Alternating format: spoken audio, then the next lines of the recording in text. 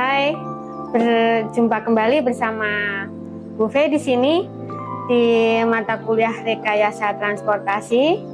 Kali ini Bu Fe ingin mereview prasarana moda transportasi.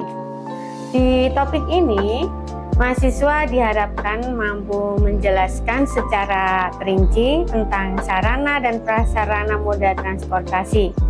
Dan lebih dalam lagi, mahasiswa diharapkan mampu menjelaskan mengenai prasarana moda transportasi. Kita mulai dari tempat henti. Salah satu sistem yang perannya dalam sistem transportasi adalah tempat henti dan merupakan fasilitas umum dalam menunjang terselenggaranya angkutan umum yang handal. Kualitas layanan angkutan umum sering dinilai dari dua aspek, yaitu layanan di atas bus, yang kedua layanan di luar bus. Layanan di atas bus, on-board service quality. Layanan di luar bus, off-board service quality. Tempat henti untuk layanan luar bus, peranan fasilitas sangatlah mendukung dalam rangka mewujudkan citra berperjalanan dengan bus atau merupakan angkutan umum. Fasilitas angkutan umum secara umum dipisahkan atas terminal dan halte. Peranan fasilitas ini sangat vital dalam mendukung keselamatan dan kelancaran operasional bus. Halte pada prinsipnya penumpang angkutan kota berada tersebar di sepanjang jalan atau rute bus yang dilalui bus, jalur yang dilalui bus. Beberapa kawasan padat membangkitkan penumpang lebih banyak dibanding kawasan yang longgar. Tempat-tempat tertentu secara tipikal membangkitkan arus penumpang yang tinggi, misal jalan masuk pemukiman, persimpangan atau tempat publik yang lain seperti pertokoan, perkantoran, pasar, rumah sakit. Untuk itu perlu direncanakan tempat henti dengan maksud agar keselamatan pengguna angkutan umum bus terjamin baik saat naik, turun bus maupun dari pergerakan lalu lintasnya. Konflik antara bus dengan arus lalu lintas perlu diminimalkan supaya lalu lintas lancar. Hal ini penting pada tempat-tempat tertentu yang jumlah penumpangnya cukup tinggi. Kurang sempurnanya perencanaan tempat henti ini menyebabkan munculnya tempat henti tidak resmi yang bersifat sementara maupun tetap. Hal ini menunjukkan adanya permintaan untuk itu dan di sisi lain menunjukkan lokasi yang mudah bagi pengguna bus. Dapat menimbulkan dampak yang tidak baik bagi kelancaran lalu lintas dan keselamatan penumpang. Perencanaan tempat henti. Kita masuk ke perencanaan tempat henti. Lokasi dan rancangan tempat henti angkutan umum akan mempengaruhi efisiensi atau kecepatan dan keandalan pelayanan angkutan yang sedang beroperasi, serta kenyamanan penumpang yang berorientasi pada jangkauan pelayanan dan kecepatan perjalanan yang ditempuh. Perencanaan tempat perhentian angkutan umum menurut Fuchsik di tahun 1981 menyangkut 3 aspek utama, yaitu spasi, lokasi, rancangan tempat henti. Coba kita masuk yang spasi. Spasi atau jarak rata-rata antar tempat perhentian angkutan umum disarankan oleh Fuchsik sebesar 400 hingga 600 meter. Namun masih bisa dimungkinkan pada jarak 300 meter. Penggunaan spasi yang kurang dari 300 meter pada jalur bus reguler mengakibatkan penurunan kualitas pelayanan dan berpengaruh terhadap kelancaran lalu lintas. Confederation of British Road Passenger Transport di tahun 1981 memberikan batasan perhentian angkutan umum 2 hingga tempat per kilometernya. Dalam setiap 1 kilometer ada 2 hingga 3 tempat. Kriteria yang sama juga diberikan oleh the Institute of Highways and Transportation with Department of Transport, sama dengan Confederation of British Road Passenger Transport. Sebenarnya jarak optimumnya tergantung pada kondisi kegiatan sepanjang jalan tersebut. Pada daerah dengan kegiatan rendah, jarak dapat dibuat lebih berjauhan, demikian pula sebaliknya. Dengan demikian, spasi dapat diatur sebenarnya sesuai kebutuhan. Institute of Transportation Engineering di tahun 1984 memberikan standar spasi tempat berhentian bus seperti berikut pada tabel ini. Menurut FUSIK, di tahun 1981, lokasi perhentian umum di jalan raya diklasifikasikan menjadi 3 macam, yaitu near side, far side, dan mid block 1, 2, dan 3, di mana 1 merupakan near side, yaitu pada persimpangan jalan sebelum memotong jalan simpang. Kemudian yang nomor 2, far side, adalah merupakan pada persimpangan jalan setelah melewati jalan simpang. Yang nomor 3, mid block, adalah pada tempat yang cukup jauh dari persimpangan atau pada ruas jalan tertentu. Lokasi near side sangat cocok dipakai bila terdapat tempat parkir di dekat persimpangan jalan. Sedangkan lokasi far side akan meningkatkan jarak pandang pengemudi yang akan memasuki persimpangan jalan. Meskipun demikian, lebih baik lagi bila menggunakan lokasi mid block yang relatif jauh dari persimpangan jalan. Pilihan yang paling dari ketiganya lebih mantapnya di mid block. Berdasarkan tipe area, untuk lokasi ya, kita ke arah lokasi. Berdasarkan tipe area, lokasi tempat perhentian bus dibedakan oleh Confederation of British Road Passenger Transport, meliputi daerah pemukiman, daerah industri, pusat kegiatan bisnis, fasilitas pendidikan dan kesehatan, dan kegiatan hiburan. Kriteria untuk masing-masing lokasi tadi di Bu Fe sebutkan tadi berbeda-beda, disesuaikan dengan karakteristik daerah yang bersangkutan. Secara umum, penentuan lokasi harus memperhatikan berbagai faktor yang mempengaruhinya. Misalnya, koordinasi lampu pengatur lalu lintas, mungkin akses bagi penumpang, kondisi lalu lintas dan pejalan kaki, geometri perhentian kota, gerakan membelok bus kota. Rancangan tempat perhentian.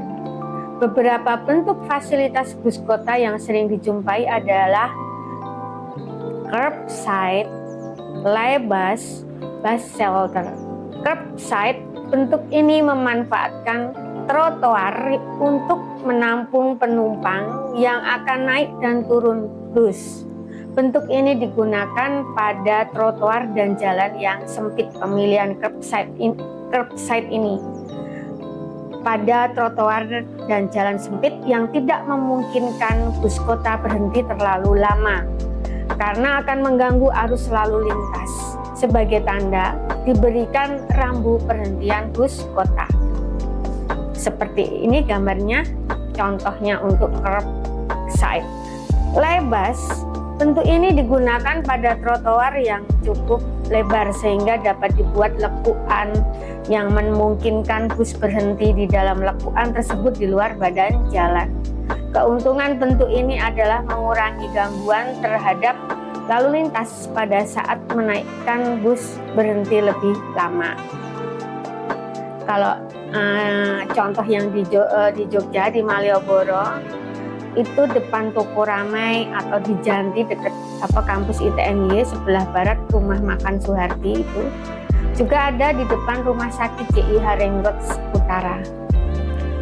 Bus shelter, pada bentuk ini calon penumpang yang menunggu bus kota mendapat fasilitas tempat menunggu yang beratap yang memungkinkan terhindar dari sengatan matahari dan dari hujan. Sedangkan perhentian bus kotanya sendiri dapat berupa curbside atau live bus. Bahkan pada lokasi tertentu, idealnya bus shelter ada jadwal kedatangan dan keberangkatan bus kota, nomor bus, kode jalur dan rute yang akan dilalui setiap jalur busnya. Sehingga calon penumpang dapat mengetahui jam berapa dia harus berangkat dari rumah ke bus shelter supaya mendapat bus kota yang diinginkan tepat waktu. Jadi harus informatif, informasi-informasi yang terkait dengan busnya. Contoh di Jogja adalah shelter untuk Trans Jogja. Di Jakarta, shelter Trans Jakarta. Beberapa contoh ya, gambar-gambar. Terminal. Definisi dari terminal. Terminal adalah suatu titik di mana penumpang dan angkutan barang memasuki dan meninggalkan sistem transportasi.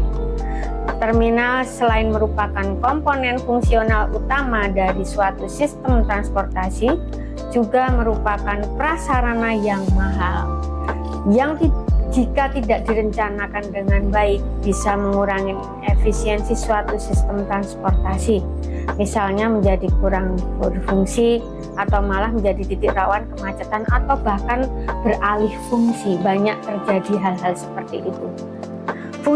Sebenarnya fungsi utama dari terminal adalah menyediakan fasilitas untuk masuk dan keluarnya orang atau barang yang akan diangkut menuju dan meninggalkan sistem transportasi.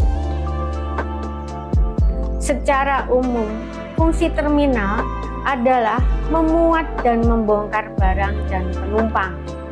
Yang kedua, menyediakan fasilitas menunggu sementara penumpang dan barang dari waktu kedatangan hingga waktu keberangkatan, termasuk pengepaan barang dan fasilitas kenyamanan penumpang. Ada kedai makan, mungkin tempat ibadah, kamar, restroom, dan lain-lainnya. Kemudian yang ketiga, dokumen pencatatan pergerakan termasuk penghitungan penumpang, pembagian barang, pemilihan trayek, penjualan tiket, pengecekan pemesanan, dan lain sebagainya. Yang keempat, tempat menunggu sementara, pemeliharaan singkat, serta persiapan pemberangkatan dari kendaraan-kendaraan angkut. Yang berikutnya, tempat penumpang dan barang mengumpul dan berkelompok dalam ukuran yang ekonomis untuk suatu perjalanan serta sebagai tempat menyebar penumpang yang datang atau mengakhiri perjalanan. Terminal pun ada perencanaannya. Kegiatan angkutan umum selalu diawali dan diakhiri di terminal, ya, barusan disampaikan. Melibatkan banyak faktor seperti manusia, barang, kendaraan, pola pergerakan, dan lain-lain. Banyaknya kegiatan yang harus diwadahi menyebabkan kebutuhan akan ruang yang cukup luas serta pengaturan pola kegiatan atau pergerakan yang efisien. Untuk itu, perlu diciptakan kondisi terminal yang aman, nyaman, teratur, dan mudah dicapai, dan lain sebagainya. Perlu langkah perencanaan makanya yang komprehensif mengenai 1. Penentuan lokasi, 2. Penentuan luas area, 3. Tata letak bangunan, 4. Pola pergerakan kendaraan, orang, dan barangnya, yang terakhir pengelola terminalnya. Untuk penentuan lokasi terminal dilakukan dengan mempertimbangkan, ada banyak yang harus kita pertimbangkan, yaitu terminal mempunyai sifat melayani penduduk, calon penumpang, sehingga letak terminal harus dekat dengan pemukiman penduduk. Pergerakan yang terbanyak adalah pergerakan menuju ke tempat-tempat dengan daya tarik tinggi, misalnya pusat pertokoan, pusat perkantoran. Oleh karena itu, terminal sebaiknya di dekat tempat-tempat tersebut. Luas terminal harus dipertimbangkan juga dengan seksama agar tidak hanya dapat melayani kebutuhan sekarang, tapi juga kebutuhan yang mendatang, masa mendatang. Penentuan luas area. Luas area yang dibutuhkan dalam pembuatan terminal atau pembangunan terminal dipengaruhi beberapa faktor. Faktor pertama sifatnya terminal, misalnya sebagai subterminal atau terminal AKAP, terminal terpadu dan lain sebagainya. Jumlah penumpang dan barang yang dilayani, jumlah armada atau frekuensi perjalanan yang dijadwalkan, jenis angkutan yang akan melayani, kebutuhan fasilitas penunjang, kemungkinan pengembangan di masa yang akan datang. Terkait tata letak bangunan di terminal, kondisi terminal yang nyaman, bersih, indah merupakan gambaran ideal suatu bangunan terminal.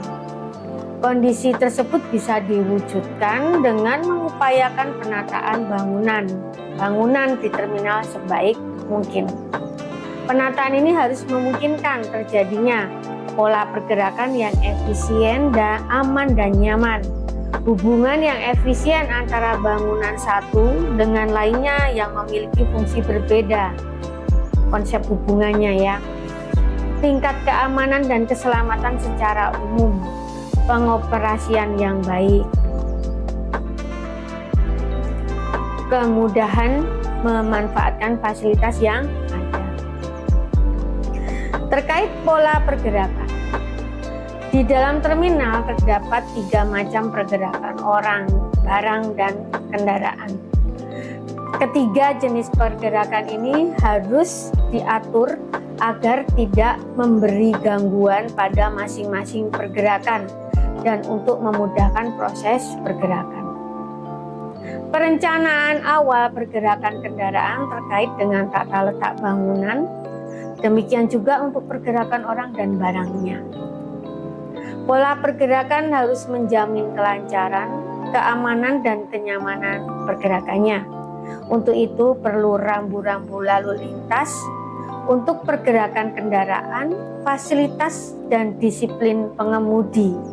Sedang untuk orang dan barang perlu informasi yang jelas, fasilitas penunjang yang cukup, dan kemudahan pergerakan. Adanya pemisahan yang jelas dari masing-masing kegiatan, misal keluar masuk orang atau barang dan kendaraan, ruang tunggu, naik turun kendaraan, dan lain mungkin bongkar muat barang, akan memberikan tingkat kemudahan, keteraturan, dan kenyamanan yang baik. Pengelolaan terminal. Terminal sebagai tempat awal dan akhir kegiatan perjalanan, serta tempat pergantian moda transportasi atau angkutannya, menuntut adanya sistem pengelolaan yang terpadu. Keterpaduan berbagai aspek administrasi, moda angkutan, kegiatan, dan fungsi akan menghasilkan suatu sistem pergerakan yang teratur dan pasti. Penanganan penumpang jarak jauh yang lebih dari 100 km mempunyai cara berbeda dengan penumpang urban dan regional. Penumpang jarak jauh biasanya membawa barang bawaan yang banyak juga, sehingga butuh tempat dan akomodasi yang baik yang memadai selama perjalanan. Mereka ini diatur menurut jadwal perjalanan dengan tenggang waktu jaman atau harian. Sedang penumpang urban regional jarang membawa banyak barang dan perjalanannya hanya membutuhkan waktu relatif singkat. Kepentingan penumpang yang ini adalah ketepatan waktu dalam mencapai stasiun tujuan yang diinginkan. Frekuensi angkutan lebih sering dengan ongkos yang rendah. Perbedaan jenis penumpang untuk kelompok pertama akan menimbulkan keadaan pada saat tertentu sepanjang hari. Membengkaknya kebutuhan angkutan umum, taksi, dan kendaraan pribadi untuk mencapai dan meninggalkan terminal. Zaman sekarang ada kendaraan online juga tambahannya. Kalau jadwal kedatangan dan keberangkatan kedua kelompok yang tadi ini bersamaan, maka kebutuhan tempat parkir dan penunjang lainnya akan semakin besar. Ada macam-macam tipe-tipe terminal ya, ada terminal tipe A, terminal tipe B, ada terminal tipe C. Apa saja terminal tipe A? Terminal tipe A adalah melayani kendaraan umum angkutan lintas batas negara atau angkutan antar kota, antar provinsi, angkutan perkotaan, dan angkutan pedesaan. Itu tipe A. Untuk tipe B, melayani kendaraan umum angkutan antar kota dalam provinsi yang dipadukan dengan pelayanan angkutan perkotaan atau angkutan pedesaan. Yang C, tipe C, terminal tipe C, melayani kendaraan umum untuk angkutan perkotaan atau pedesaan. Ada tipe-tipe contoh apa? Terminal tipe, contoh-contoh tipe-tipe terminal ya. Tirtonadi Surakarta yang ada di Solo itu merupakan terminal tipe A. Harjamukti Kabupaten Cirebon itu juga merupakan terminal tipe A. Ya, mungkin Ibu rasa untuk topik hari ini, topik kali ini yaitu mengenai prasarana moda transportasi. Ibu rasa Ibu cukupkan sekian sampai di sini. Jikalau ada pertanyaan yang mendesak, bisa langsung kontak Bu Fe di sini. Jadi cukup sampai di sini, kita lanjutkan dengan topik berikutnya. Terima kasih. Kita bertemu lagi di topik berikutnya bersama Bu Fe.